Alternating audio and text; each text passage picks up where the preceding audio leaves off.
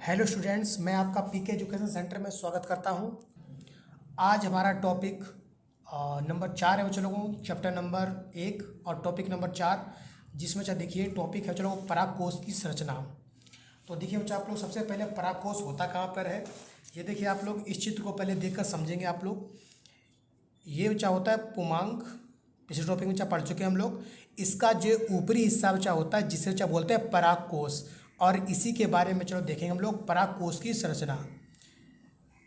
यह एक परागकोश द्विपाली संरचना होती है। परागकोश द्विपाली संरचना होती है और प्रत्येक में दो कोष्ठ होते हैं तो पूर्ण परागकोश एक चतुष्कोणीय संरचना होती है।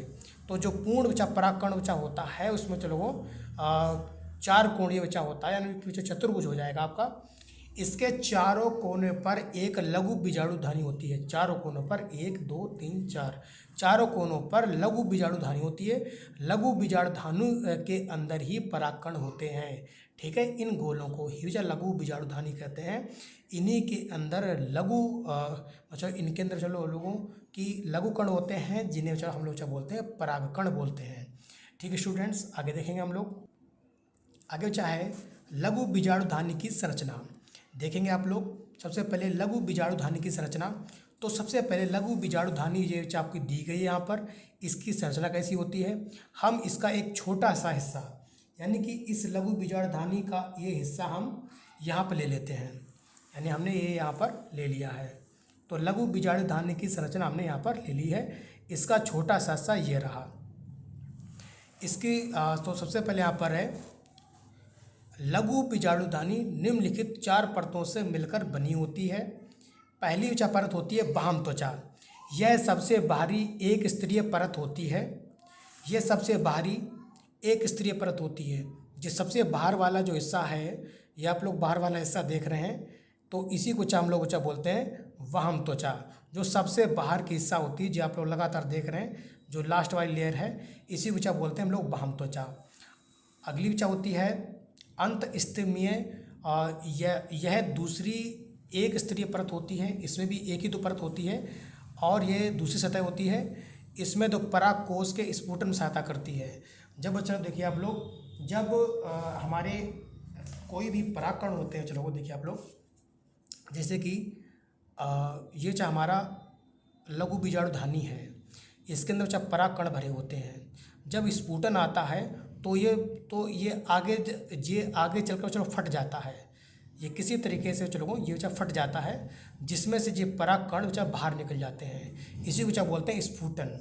तो ये यहाँ देखिए आप लोग, यह दूसरी एक अप्रत्यय होती है। इसमें परागकोश के स्फुटन में सहायता करता है, यानी कि परागकोश के स्फुटन में सहायता करती है। आगे होती है मध्य परत। यह परत 3 से 5 स्तरीय होती है। यह परत 3 से 5 स्तरीय होती है। ये होती है मध्य परत।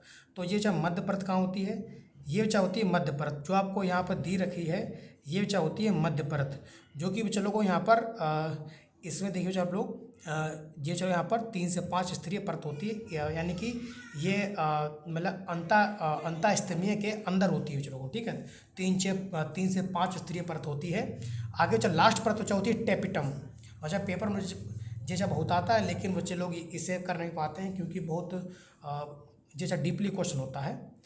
ये पिरामिड आकार की एक स्तरीय संरचना होती है।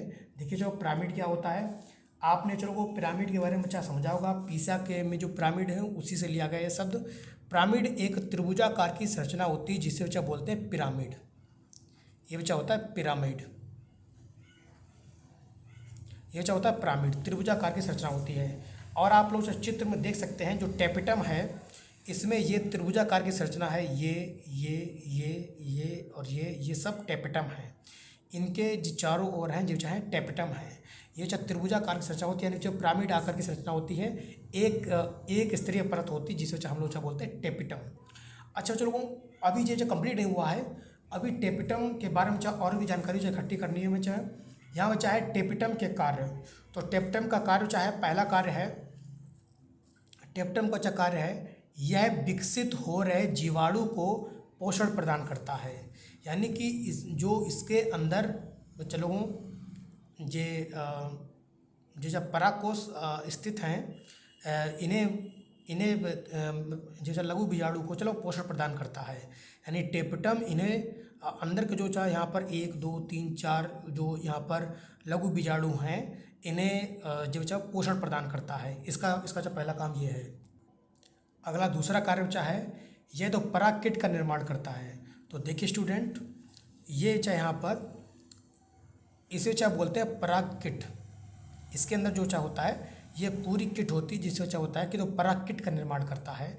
तीसरा, टेपिटम एक स्पेरोपेलेनिन नामक प्रोटीन स्रावित करता है, जो कि परागकोश को जो कि हमारे चाहे परागकण को वर्षा, धूल, सर्दी, गर्मी आदि से सुरक्षा रखता है। ठीक है, ये चलो एक हार्मोन्स चाहे यहाँ पर प्रोटीन उत्पन्न करता है, स्पेरोपेलेनिन नामक प्रोटीन स्रावित करता है, जो कि पराग कणों को, जो छोटे छोटे कण होते हैं, उनकी वर्षा, धूल, सर्दी, गर्मी से सुरक्षा रखता है। आगे है लास्ट, यह है कैलेस एंजाइम। एक विषय एंजाइम होता है, चलो कैलेस एंजाइम का इस्तेमाल करता है, जो कि लघु बीजाणु के स्फुटन में सहायता करता है। यानी कि जब वे अपने जैसे परत को फाड़कर बाहर निकलते हैं, जो परागकण बाहर निकलते हैं, इससे क्या बोलते हैं, चलो परागकण स्फुटन में सहायता करता है कैलेस एंजाइम। एक बार चाहे चारों परत आप लोग फिर से सुन लीजिए। तो जो सबसे बाहरी परत है, इसे क्या बोलते हैं, बाह्य त्वचा। जो सबसे बाहरी परत है, इसे क्या बोलते हैं, बाह्य त्वचा। और जो अंदर की त्वचा है, इसे क्या बोलते हैं हम लोग, अंतःसीमीय त्वचा। जो लगातार ऐसे परत गई है, इसे क्या बोलते हैं, अंतःसीमीय परत। ठीक है, और जो चौथी परत है मध्य परत, यानी कि यहाँ से लेकर यहाँ तक, ये सारे आप लोग बिंदु देख रहे हैं, ये सब बच्चा है मध्य परत। इसके बाद में फिर चाहती है टेपिटम। तो पहली परत ये क्या हो गई आपकी, दूसरी परत ये हो गई आपकी, जो कि एक स्तरीय होती है। तीसरी परत आपकी ये हो गई है, और चौथी परत आपकी ये हो गई है। तो चारों नाम आपको याद हो गए, टेपिटम आपको याद हो गया है। तो मेरे ख्याल से आपको समझ में आ गया होगा। इसके कार्य भी समझ में आ गया आपको। एक बार कार्य फिर से देख सकते हैं आप लोग। यह तो आप विकसित हो रहे लघु बीजाणुओं को पोषण प्रदान करता है। ये इसके अंदर जो लघु बीजाणु, यानी कि इसके अंदर जो बच्चा पराग कण हैं, उन्हें चाहे पोषण देता है टेपिटम, और जो कार्य करता है ये जो परागकिट का निर्माण करता है, ये जो परागकिट का बच्चा कार्य भी करता है। यह एक स्पेरोपेलेनिन नामक प्रोटीन स्रावित करता है, जो कि पराग कणों की धूल, वर्षा और आदि जो भी चीज़ें होती हैं चलो उनसे रक्षा करता है। और एक कुछ और भी है, यह तो कैलेस एंजाइम का स्रावित करके लघु बीजाणु धानी के स्फुटन में सहायता करता है। यानी कि ये चाहे स्फुटन में सहायता करता है। जब चीज़ फट जाता है तो उसमें से चलो परागकण निकल जाते हैं, और जब जो परागकण निकलते हैं स्फुटन के बाद में, परागकण यहाँ से निकलकर यहाँ आते हैं। ये घटना बच्चा कहलाती है परागण। बस चलो इतना ही था खाली। तो धन्यवाद स्टूडेंट्स, आपने पूरा टॉपिक पढ़ लिया। चलो थैंक यू स्टूडेंट्स।